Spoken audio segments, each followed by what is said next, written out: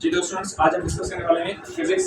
ठीक है, 28 एंड 29 जून पे जो मेरान में क्वेश्चन आए थे फिजिक्स के। ठीक है, और इसके अलावा मैंने पहले भी फिजिक्स के कुछ लेक्चर्स आप लोगों के साथ शेयर किए थे। ठीक है, फिजिक्स लेक्चर 1 में हम 24 जून, 25, 26 एंड 27 यानी डेट्स की जो फिजिक्स के क्वेश्चंस थे या केमिस्ट्री के या मैथमेटिक्स के, वो मैंने डिस्कस कर दिए थे। ठीक है, उसके साथ साथ मैंने आपको एक्सपेक्टेड क्वेश्चन के पीडीएफ भी सेंड कर दिए थे, वो भी आप अच्छे तरीके से पढ़ें, उनकी प्रैक्टिस करेंगे। ठीक है, और उसके बाद आपकी लास्ट में फाइनली आपकी मॉक टेस्ट होगी। ठीक है, फेज 2 के क्रैश कोर्स के लिए, तो उस मॉक टेस्ट के लिए आप प्रिपरेशन करें, उसके साथ साथ अपने जो मेरान का फेज 2 होने जा रहा है उसकी भी आप अच्छे तरीके से प्रैक्टिस करें। ठीक है, और जो स्टूडेंट जिन्होंने मॉक टेस्ट के लिए रजिस्ट्रेशन नहीं कर पाई तो वो रजिस्ट्रेशन करवा सकते हैं। ठीक है, जो हमारे स्पेड क्लासेस में उनके लिए रजिस्ट्रेशन फ्री होगी, बाकी जो अगर आउटसाइडर्स कोई भी स्टूडेंट है तो उनके लिए रजिस्ट्रेशन जस्ट 200 होगी फॉर मॉक टेस्ट के लिए। ठीक है, तो अगर कोई भी स्टूडेंट जो आपका दोस्त हो या जिस फील्ड में आप पढ़ रहा हो, ठीक है, अगर वो देना चाह रहा हो मॉक टेस्ट एज एक्सपीरियंस, क्योंकि बहुत ज़्यादा फायदा होगा इन मॉक टेस्ट में। ये होगा कि इस मॉक टेस्ट में जितने भी क्वेश्चन हमने रखे हैं या जितने भी क्वेश्चन मैंने फिजिक्स के, केमिस्ट्री के, मैथमेटिक्स के रखे हैं, वो सारे क्वेश्चन यानी जो मैंने आपको एक्सपीरियंसेस पढ़ाए हैं उसके साथ साथ जो मैंने एक्सपेक्टेड क्वेश्चन का पीडीएफ शेयर किया उसी में से ही क्वेश्चन लिए हैं। ठीक है,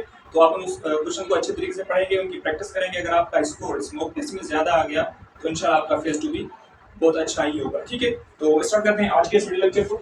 फिजिक्स 28 एंड 29 जून पे जो टेस्ट हुई थी मेरान की। ठीक है, इसमें पहला क्वेश्चन आया था newton per metre square is the unit of. पहला इजी क्वेश्चन आया है कि न्यूटन पर मीटर स्क्वायर किसका यूनिट होता है। ठीक है, तो अगर हम देखें कि प्रेशर का, ठीक है, प्रेशर का फॉर्मूला क्या होता है।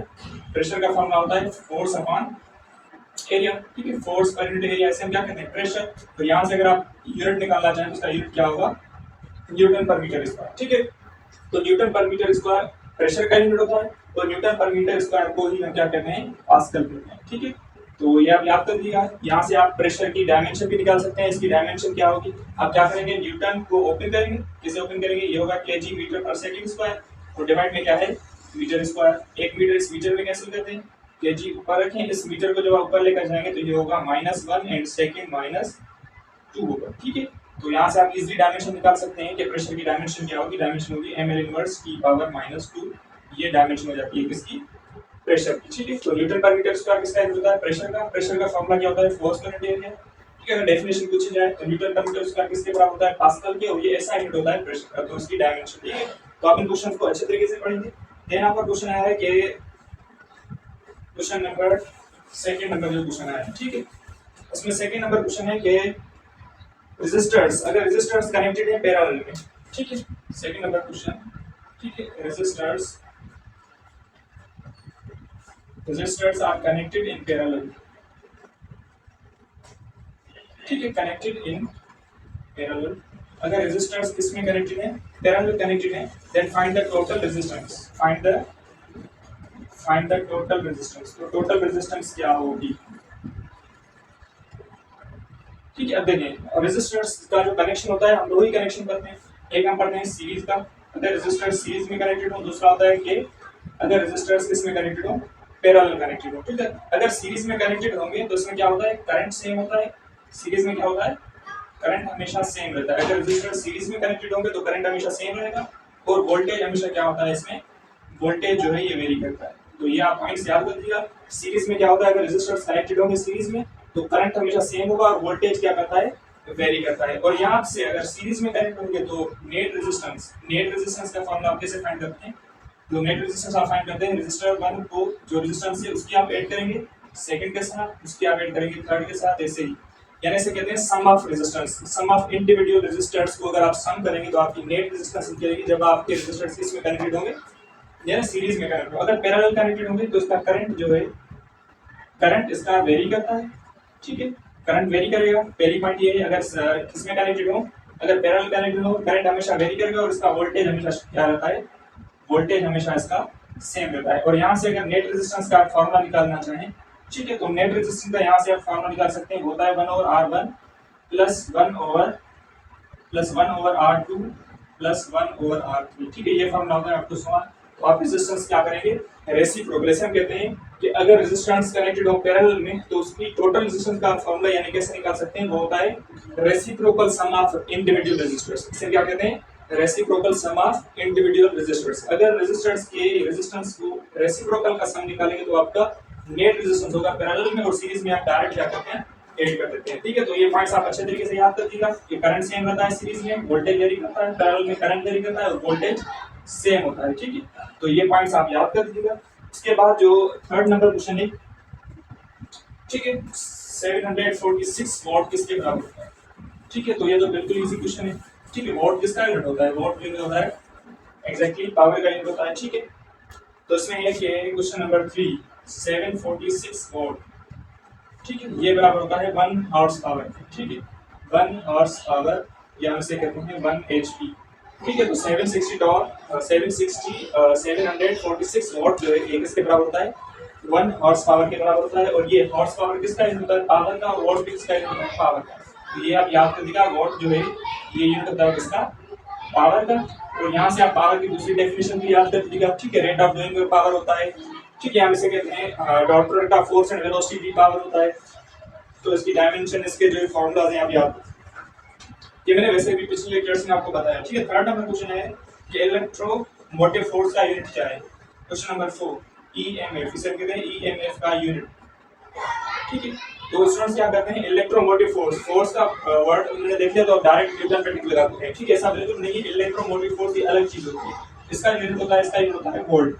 ठीक है, तो इलेक्ट्रोमोटिव फोर्स का यूनिट क्या होता है? वोल्ट होता है। आप इसे याद कर लीजिए अच्छे तरीके से। ये फोर्स नहीं है, ठीक है, ये वोल्टेज के यानी EMF एक अलग चीज होती है जो हम पढ़ते हैं किसमें? इलेक्ट्रिक फील्ड के चैप्टर्स में। ठीक है, इसके बाद आपका क्वेश्चन नंबर 5 आया है कि डायमेंशन ऑफ पावर, पावर की डायमेंशन क्या होगी? ठीक है, डायमेंशन ऑफ पावर।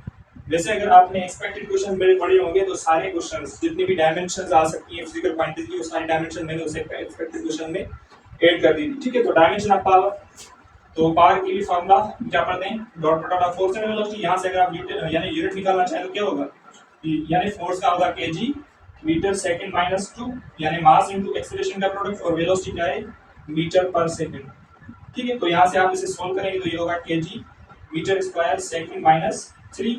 तो यहाँ से आप डायमेंशन निकाल सकते हैं kg की m, ये होगा l स्क्वायर की पावर माइनस 3 होगा। ठीक है, तो ये डायमेंशन होती है किसकी? पावर की। पावर का formula dot product of force and velocity, rate of doing को हम पावर कहते हैं। पावर का यूनिट वॉट होता है, यहाँ हॉर्स पावर जो मैंने आपको लिखा है। ठीक है, तो ये आप याद ही कर दें। आपके पास क्वेश्चन आया क्वेश्चन नंबर 6। ठीक है, तो एक्सपीरियंसेस को आप अच्छे तरीके से पढ़ेंगे और आप अगर मॉक टेस्ट में अच्छा स्कोर लेते हैं देन आपका फेज 2 इंशाल्लाह अच्छा हो जाएगा। देन आपका क्वेश्चन है कि एम्पेयर, एम्पेयर किसका यूनिट है? ठीक है, ampere, ampere is the unit of, ठीक है, एम्पेयर जो है ये किसका यूनिट होता है? करंट का यूनिट होता है। जैसे आप याद करिए, कूलम किसका यूनिट होता है? चार्ज का यूनिट होता है। ठीक है, तो ये आप याद कर लीजिएगा। वेबर किसका यूनिट होता है? मैग्नेटिक फ्लक्स का यूनिट होता है। वेबर की कन्वर्जन याद कर लीजिएगा। ठीक है, जैसे एक क्वेश्चन मैंने आपको पढ़ा है पिछले लेक्चर्स में। देन आपके पास क्वेश्चन है कि study of light, study of light, light की स्टडी को क्या कहते हैं? ठीक है, स्टडी ऑफ लाइट इसे हम कहते हैं ऑप्टिक्स। स्टडी ऑफ लाइट को क्या कहते हैं? ऑप्टिक्स। अगर आ जाए स्टडी ऑफ साउंड, ठीक है, तो स्टडी ऑफ साउंड को क्या कहते हैं? अकॉस्टिक्स। तो ये आप याद कर लीजिएगा, स्टडी ऑफ लाइट को ऑप्टिक्स, स्टडी ऑफ साउंड को अकॉस्टिक्स कहते हैं। ठीक है, इसके बाद जो क्वेश्चन है कि यूनिट ऑफ वर्क, ठीक है, वर्क का यूनिट क्या होगा? तो वर्क के लिए हम फॉर्मूला क्या पढ़ते हैं? Dot product of force and displacement. ठीक है, वर्क का फॉर्मूला, वर्क का फॉर्मूला होता है dot product of force and displacement. यहाँ से अगर आप वेक्टर फॉर्म को रिमूव करें तो ये होगा Fd cos थीटा। वर्क जो है ये आपका मैक्सिमम कब होता है? वर्क मैक्सिमम होता है 0 डिग्री पे, और वर्क जो है ये मिनिमम होता है इस पे 90 डिग्री पे। क्यों? क्योंकि अगर फोर्स एंड डिस्प्लेसमेंट पैरेलल हो गए तो वर्क मैक्सिमम हो जाता है, क्योंकि cos 0 1 के बराबर है। तो वर्क मिनिमम 90 डिग्री पे होता है, क्योंकि अगर फोर्स एंड डिस्प्लेसमेंट परपेंडिकुलर होंगे तो cos 90 0 होता है, तो इसकी वजह से वर्क 0 हो जाता है। और यहाँ से वर्क का यूनिट अगर आप निकालना चाहें तो वर्क का यूनिट यहाँ से क्या होगा? न्यूटन इंटू मीटर, जिसे हम क्या कहते हैं? जूल कहते हैं। ठीक है, तो वर्क का यूनिट जूल होता है या न्यूटन मीटर होता है। वर्क की डायमेंशन अगर आप निकालना चाहें तो उसकी डायमेंशन होगी ml स्क्वायर की पावर -2। तो यही डायमेंशन किसकी होती है? यही डायमेंशन आपकी एनर्जी की भी होती है, यही डायमेंशन आपकी पावर की भी होती है। और डायमेंशन का एनर्जी का कोई भी टाइप हो सकता है। ठीक है, पोटेंशियल एनर्जी हो, ठीक है, काइनेटिक एनर्जी हो, यानी जो भी टाइप हो एनर्जी का, तो उसकी डायमेंशन ml स्क्वायर की पावर -2। टॉर्क का भी ये होता है, टॉर्क का यूनिट न्यूटन मीटर होता है। ठीक है, तो ये आप याद रखिए। देन जो आपके पास क्वेश्चन आया है कि physical quantities having direction and magnitude, तो ऐसी फिजिकल क्वांटिटी जिसमें डायरेक्शन भी हो और मैग्नीट्यूड भी हो, यानी मैग्नीट्यूड एंड डायरेक्शन दोनों हो, तो ऐसी फिजिकल क्वांटिटी हम क्या कहते हैं? ऐसी फिजिकल क्वांटिटी हम कहते हैं वेक्टर्स। ठीक है, क्या हो? यानी डायरेक्शन भी हो, डायरेक्शन प्लस एम्पलीट्यूड दोनों हो, ठीक है। तो ऐसी फिजिकल क्वांटिटी क्या कहते हैं, ऐसी हम कहते हैं वेक्टर। ऐसी फिजिकल क्वांटिटी क्या कहते हैं, वेक्टर्स। वेक्टर्स क्या टाइप से आप कर दीजिएगा, वेक्टर्स, ठीक है। यूनिट वेक्टर किसे कहते हैं, पोजीशन वेक्टर किसे कहते हैं, वेक्टर के एग्जांपल आप कर दीजिएगा, ठीक है। वेलोसिटी आपके पास वेक्टर होता है, ठीक है। एक्सेलरेशन आपके पास ये भी वेक्टर होता है, फोर्स आपके पास वेक्टर होता है, ठीक है। तो ये आप अच्छे तरीके से याद कीजिए, टॉर्क आपके पास वेक्टर होता है। फिर वेक्टर्स के कुछ टाइप्स भी याद कर दीजिएगा, पोजीशन वेक्टर किसे कहते हैं या यूनिट वेक्टर किसे कहते हैं, ठीक है। वैसे ये क्वेश्चन मैंने आपको पढ़ाए हैं।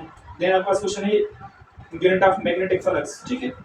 जो मैंने आपको अभी बताया कि unit of magnetic flux, unit of magnetic flux, ये क्वेश्चन पूछा गया है बहुत ज्यादा, 24 25 यानी बहुत ज्यादा क्वेश्चन पूछा गया है। यूनिट ऑफ मैग्नेटिक फ्लक्स, तो मैग्नेटिक फ्लक्स का यूनिट क्या है, इसका यूनिट होता है वेबर, यहाँ से कहते हैं टेस्ला इनटू मीटर स्क्वायर, यहाँ से कहते हैं वोल्ट इनटू सेकंड, या इसका एक और यूनिट होता है, इसमें कहते हैं जूल पर मीटर। तो ये आपका कन्वर्जन याद कर दीजिएगा। सारे किसके यूनिट्स हैं, ये सारे यूनिट्स हैं मैग्नेटिक फ्लक्स के, ठीक है। मैग्नेटिक फ्लक्स का unit tesla into metre square हो सकता है, मैग्नेटिक फ्लक्स का यूनिट वोल्ट इनटू सेकंड हो सकता है, मैग्नेटिक फ्लक्स का यूनिट वेबर भी हो सकता है, ठीक है। ये आप याद कर दीजिएगा। देन जो आपके पास क्वेश्चन आया है, क्वेश्चन है कि if the velocity decreases then acceleration will be. देखें, अगर किसी भी ऑब्जेक्ट की वेलोसिटी डिक्रीज होगी तो एक्सेलरेशन क्या होगी, जो एक्सेलरेशन प्रोड्यूस होगी तो उस एक्सेलरेशन को क्या कहते हैं, ठीक है। देखें, अगर वेलोसिटी क्या, वेलोसिटी डिक्रीज कर रही है, ठीक है। अगर वेलोसिटी डिक्रीज करेगी तो इसका मतलब वेलोसिटी में चेंज आ रही है। अगर वेलोसिटी में चेंज आएगी तो एक्सेलरेशन लाजमी बात है कि प्रोड्यूस होगी होगी। अगर वेलोसिटी डिक्रीज हो रही है तो एक्सेलरेशन कौन सी प्रोड्यूस होगी, अगर वेलोसिटी डिक्रीज हो रही है तो एक्सेलरेशन जो प्रोड्यूस होगी उसे हम कहते हैं नेगेटिव एक्सेलरेशन, ठीक है। तो उस एक्सेलरेशन क्या कहते हैं, नेगेटिव एक्सेलरेशन, या इसका एक और नाम होता है, इसे हम कहते हैं रिटार्डेशन, ठीक है, रिटार्डेशन, या इसे हम कहते हैं डिसलेरेशन। तो ये आप नेम्स इसके याद कर लीजिएगा, डिसलेरेशन, रिटार्डेशन या नेगेटिव एक्सेलरेशन। जब भी वेलोसिटी डिक्रीज होगी मतलब वेलोसिटी में चेंज आ रही है, एक्सेलरेशन प्रोड्यूस होगी, उसे हम कहते हैं नेगेटिव एक्सेलरेशन, रिटार्डेशन या कहते हैं डिसलेरेशन, ठीक है। ये हमने याद किया। अगर वेलोसिटी इंक्रीज हो रही है, ठीक है, अगर वेलोसिटी इंक्रीज हो रही हो तो एक्सेलरेशन जाहिर सी बात है प्रोड्यूस होगी, तो उस एक्सेलरेशन क्या कहते हैं, उस एक्सेलरेशन कहते हैं पॉजिटिव एक्सेलरेशन, ठीक है। तो ये होगा पॉजिटिव एक्सेलरेशन, ठीक है। तो यह पॉइंट्स याद कर दीजिएगा। वेलोसिटी डिक्रीज होगी तो कौन सी एक्सेलरेशन प्रोड्यूस होगी, वेलोसिटी इंक्रीज हो रही होगी तो कौन सी एक्सेलरेशन होगी। देन आपका क्वेश्चन है कि डायमेंशन ऑफ स्मॉल जी, ठीक है। स्मॉल जी को क्या कहते हैं, ग्रेविटेशनल एक्सेलरेशन। तो ग्रेविटेशनल एक्सेलरेशन की डायमेंशन क्या होगी, तो अगेन सेम बात होगी, ठीक है। यहाँ से जी की वैल्यू जो हम करते हैं वो होती है 9.8 मीटर पर सेकंड स्क्वायर। ये कब होती है, एट अर्थ सरफेस, ठीक है, अर्थ सरफेस पर ये वैल्यू होती है। अगर आप अर्थ के सरफेस से ऊपर जाएंगे या नीचे जाएंगे तो value of g increase decrease लाजमी होगी। ये कांस्टेंट तब होती है at the surface of earth, ठीक है। अब देखें ग्रेविटेशनल एक्सेलरेशन है, तो एक्सेलरेशन इसका यूनिट क्या है, मीटर पर सेकंड स्क्वायर। तो मीटर पर सेकंड स्क्वायर इसका यूनिट है, उसकी डायमेंशन होगी l की पावर माइनस 2, सेम ही डायमेंशन होगी जो हम एक्सेलरेशन की पढ़ते हैं, ठीक है। तो स्मॉल जी याद कर लीजिएगा और कैपिटल जी वो भी आप याद कर लीजिएगा, ग्रेविटेशनल कांस्टेंट, ठीक है। इसके बाद ये क्वेश्चन है कि पावर वेक्टर फॉर्म में, ठीक है, पावर का फॉर्मूला वेक्टर फॉर्म। तो पावर का फॉर्मूला पढ़ते हैं पहला, तो rate of doing work upon time, इससे ही हम दूसरा फॉर्मूला निकालते हैं फोर्स इनटू वेलोसिटी का डॉट प्रोडक्ट, ठीक है। तो पावर वेक्टर फॉर्म में कौन सा फॉर्मूला हो जाता है, dot product of force and velocity. यहाँ से आप निकाल सकते हैं इसका यूनिट, इसकी डायमेंशन आप निकाल सकते हैं। यहाँ से इसका यूनिट होगा न्यूटन मीटर पर सेकेंड, ठीक है, क्योंकि फोर्स का न्यूटन मीटर पर सेकेंड वेलोसिटी का यूनिट होगा। अगर इसे ओपन करें न्यूटन को तो इसका एक और फॉर्मूला बन जाएगा, ये होगा केजी मीटर सेकेंड माइनस ये फोर्स का हो जाएगा, आगे क्या है मीटर पर सेकेंड, ठीक है। तो इसे आप सॉल्व करेंगे तो ये क्या होगा, ये होगा केजी मीटर इंटू मीटर, तो ये होगा metre square, second minus 2 second minus 1 ये होगा सेकंड माइनस 3। यहाँ से आप डायमेंशन निकाल सकते हैं, इसकी डायमेंशन होगी एम एल स्क्वायर की पावर माइनस, ठीक है। तो पावर की डायमेंशन पावर वेक्टर फॉर्म में फॉर्मूला, तो ये आप अच्छे तरीके से याद रखिएगा। पावर आपके पास कौन सी क्वांटिटी है, तो आप देख सकते हैं अगर डॉट लगा हुआ है तो पावर हमेशा क्या होगा, जो क्वांटिटी या डॉट प्रोडक्ट में गिवन होती है यानी रिजल्ट में पता है उसे हम क्या कहते हैं स्केलर। तो डॉट प्रोडक्ट हमेशा स्केलर होता है, अगर यहाँ पे क्रॉस होता तो फिर ये वेक्टर होता है। तो ये आपके पास पावर क्या है, एक स्केलर क्वांटिटी, ठीक है। देन आपके पास जो क्वेश्चन है फिजिक्स का, ठीक है। अब इसमें एक्सपीरियंसेस कौन से हैं, 28 पे और 29 पे दोनों को मैंने कंबाइन किया। देन आपका क्वेश्चन है कि unit of flux density, flux density का यूनिट क्या है, ठीक है, unit of flux density, flux density का यूनिट। तो फ्लक्स डेंसिटी को क्या कहते हैं, फ्लक्स डेंसिटी को कहते हैं मैग्नेटिक फील्ड या मैग्नेटिक फील्ड इंटेंसिटी, तो फ्लक्स डेंसिटी का यूनिट होता है, इसमें कहते हैं टेस्ला।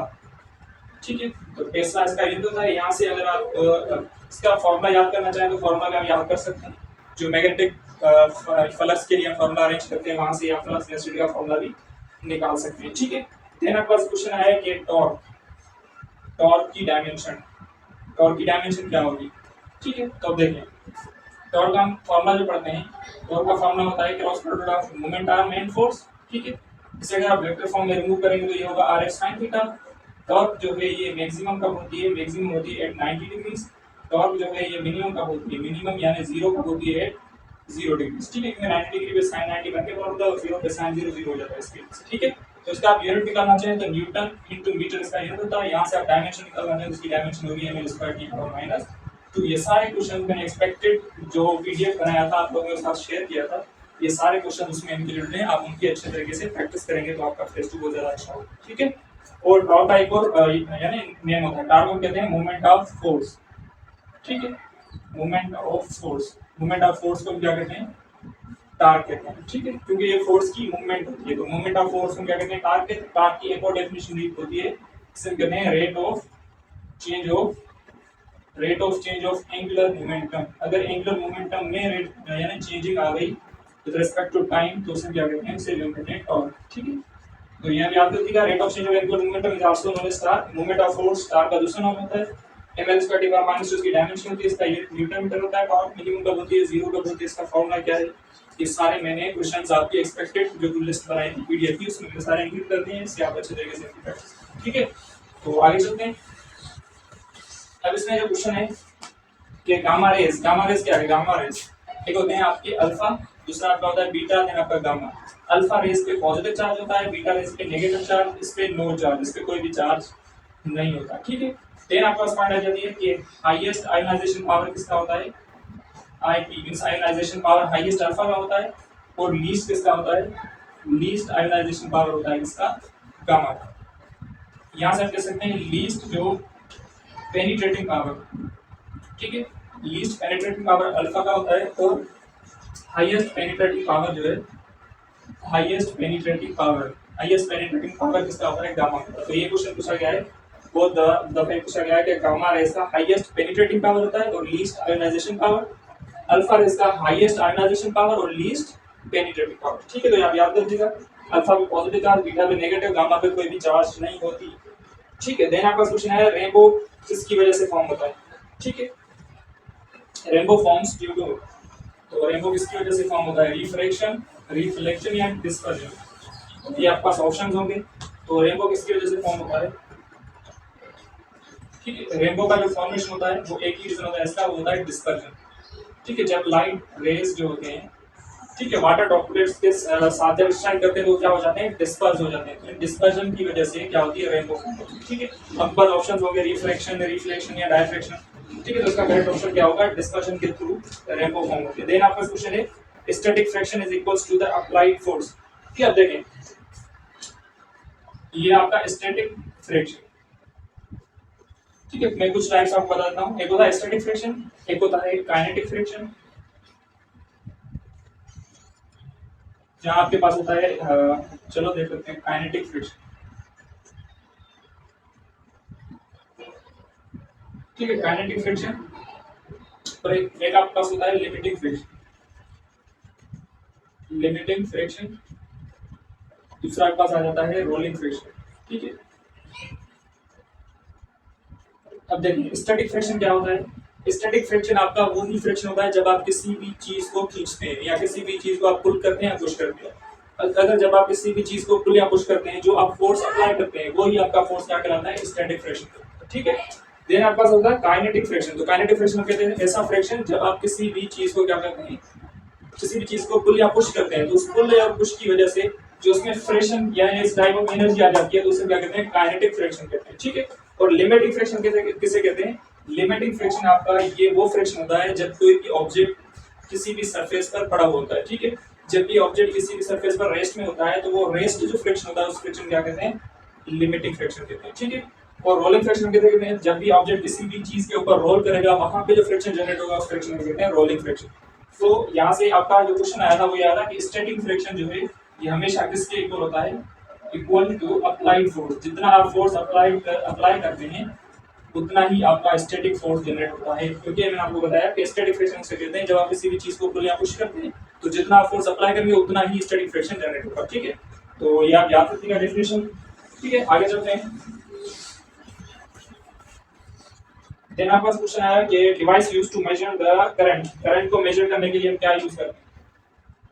ठीक है, करंट को मेजर करने के लिए हम एक तो इंस्ट्रूमेंट यूज करते हैं गैल्वानोमीटर। ठीक है, गैल्वानोमीटर यूज करते हैं, दूसरा हम यूज करते हैं एमीटर। तो ये दो मेजरमेंट के यूनिट्स हैं। ठीक है, गैल्वानोमीटर, एमीटर। ठीक है, देन आपका क्वेश्चन आया कि आइसोथर्मल प्रोसेस में क्या होता है, आइसोथर्मल प्रोसेस में क्या होता है। ठीक है, तो ये मैंने आपको प्रोसेस पहले भी बताए थे लेक्चर्स में। ठीक है, हमारे पास कुछ प्रोसेस होते हैं जैसे पढ़ते हैं कि आइसोथर्मल में क्या होता है, इसमें टेम्परेचर कांस्टेंट होता है। आइसोथर्मल प्रोसेस में क्या होता है, टेम्परेचर कांस्टेंट। दूसरा आपका होता है आइसोकोरिक प्रोसेस। ठीक है, आइसोकोरिक प्रोसेस में क्या होता है, वॉल्यूम कांस्टेंट होता है। ठीक है, देन आपका क्वेश्चन आ जाता है आइसोबैरिक प्रोसेस। ठीक है, तो आइसोबैरिक प्रोसेस में क्या होता है, प्रेशर कांस्टेंट। ठीक है, तो ये आप याद करिएगा। उसके रिलेटेड क्वेश्चन ये आ जाते हैं कि चार्ल्स लॉ जो है किस प्रोसेस को फॉलो करता है। तो आप देख सकते हैं चार्ल्स लॉ में क्या प्रेशर होता है, तो क्या कांस्टेंट होता है, प्रेशर कांस्टेंट होता है चार्ल्स लॉ में, और टेम्परेचर वॉल्यूम के डायरेक्ट प्रोपोर्शनल होता है चार्ल्स लॉ में। ठीक है, तो आइसो यानी चार्ल्स लॉ जो है आइसोबैरिक प्रोसेस को फॉलो करता है। अगर हम बात करें बॉयल्स लॉ की, तो बॉयल्स लॉ में टेम्परेचर कांस्टेंट होता है। बॉयल्स लॉ किस प्रोसेस को यानी प्रोसेस को फॉलो करता है, आइसोथर्मल प्रोसेस को फॉलो करता है। ठीक है, तो ये आप याद कर लीजिएगा। देन आपका जो क्वेश्चन है वो है the value of capital G, capital G की value under the earth surface. ठीक है, अगर अर्थ सरफेस के अंदर जाएंगे तो कैपिटल जी की वैल्यू क्या होगी। अब देखें कैपिटल जी की जो वैल्यू पढ़ते हैं, कैपिटल जी को कहते हैं ग्रेविटेशनल कांस्टेंट। से क्या कहते हैं, ग्रेविटेशनल कांस्टेंट, इसकी वैल्यू होती है 6.67 टू 10⁻11 न्यूटन मीटर स्क्वायर पर केजी स्क्वायर। ठीक है, तो इसका आप यूनिट भी याद कर दीजिएगा, ये इसका यूनिट है न्यूटन मीटर स्क्वायर पर केजी स्क्वायर। इसकी ये वैल्यू भी आप याद कर दीजिएगा, ये वैल्यू हमेशा कांस्टेंट है। आप किसी भी जगह पे जाएंगे तो हमेशा कैपिटल जी की वैल्यू क्या होती है, कांस्टेंट होती है। इसे कहते हैं ग्रेविटेशनल कांस्टेंट। ठीक है, ये यहाँ से कहते हैं यूनिवर्सल कांस्टेंट। तो ग्रेविटेशनल कांस्टेंट किसे कहते हैं, यहाँ से कहते हैं यूनिवर्सल कांस्टेंट। और इसकी आप डायमेंशन भी निकाल सकते हैं। इसकी डायमेंशन मैं आपको डायरेक्ट लिखा देता हूँ। इसकी डायमेंशन होती है m इनवर्स l क्यूब की पावर -2। ठीक है, तो ये इसकी डायमेंशन होती है m इनवर्स l क्यूब की पावर -2। यहाँ से आप अरेंज करके इसकी डायमेंशन भी निकाल सकते हैं।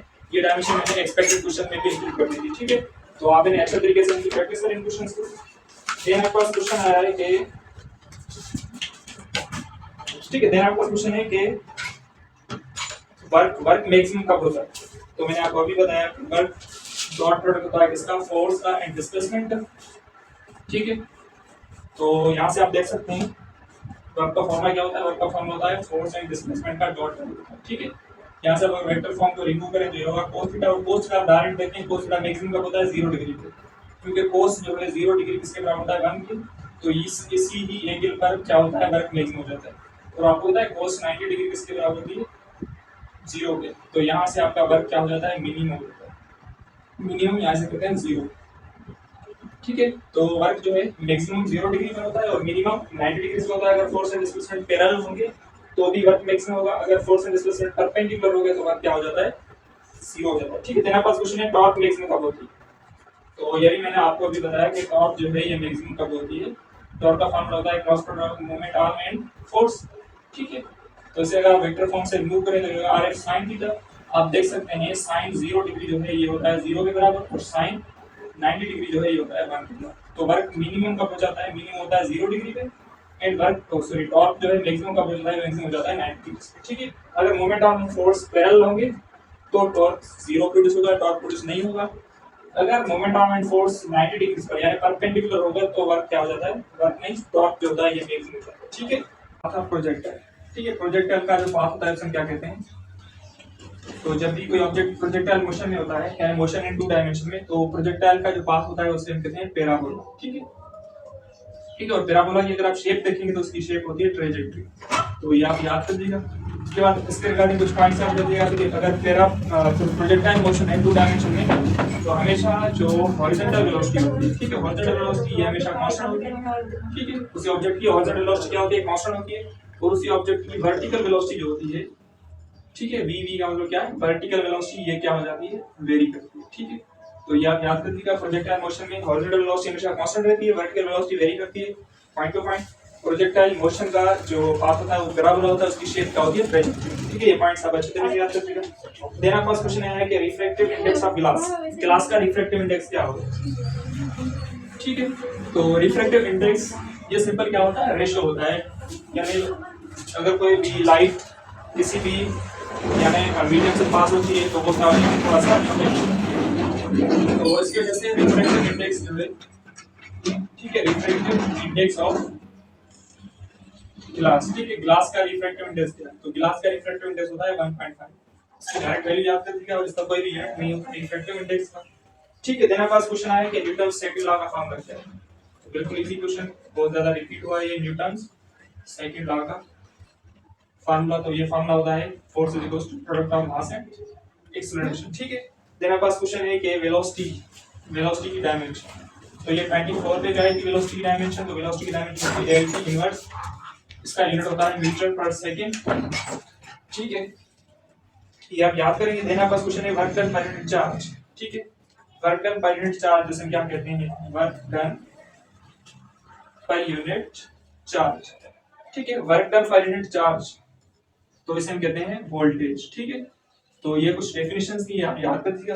देन आपका क्वेश्चन है कि वेक्टर फॉर्म पावर की वेक्टर फॉर्म क्या होती है, ये तो मैंने आपको अभी बताया। पावर की वेक्टर फॉर्म होती है फोर्स एंड वेलोसिटी की डॉट प्रोडक्ट, ये वेक्टर फॉर्म होती है पावर की। पावर का फॉर्मूला याद कर दीजिएगा, पावर की यूनिट्स मैंने आपको बताया। डायमेंशन भी पावर की याद कर दीजिएगा। ठीक है, एम्पेयर किसका यूनिट है, तो ये रिपीट हुआ है क्वेश्चन, एम्पेयर जो है यूनिट होता है करंट का। ठीक है, कूलम किसका यूनिट होता है, चार्ज का। कैपेसिटेंस का यूनिट फैराड होता है, रेजिस्टेंस का यूनिट ओम होता है, कंडक्टिविटी, रेजिस्टिविटी, ये यूनिट्स आप अच्छे तरीके से याद कर दीजिएगा। उसी के साथ साथ जो मैंने आपको पीडीएफ फाइल सेंड करी थी वो भी आप अच्छे तरीके से पढ़िएगा। ठीक है स्टूडेंट्स, तो ये कुछ क्वेश्चंस थे फिजिक्स के, इन्हें आप अच्छे तरीके से इनकी प्रैक्टिस करें, उसके साथ साथ अपनी मॉक टेस्ट की प्रिपरेशन करें और अपनी फेज 2 की एंट्री टेस्ट के लिए बहुत ज्यादा प्रिपरेशन करें। ठीक है, तो अगर नेक्स्ट वीडियो हुआ तो मिलेंगे नेक्स्ट वीडियो में, अगर नहीं तो बेस्ट ऑफ लक अपनी एंट्री टेस्ट की प्रिपरेशन में। Thank you.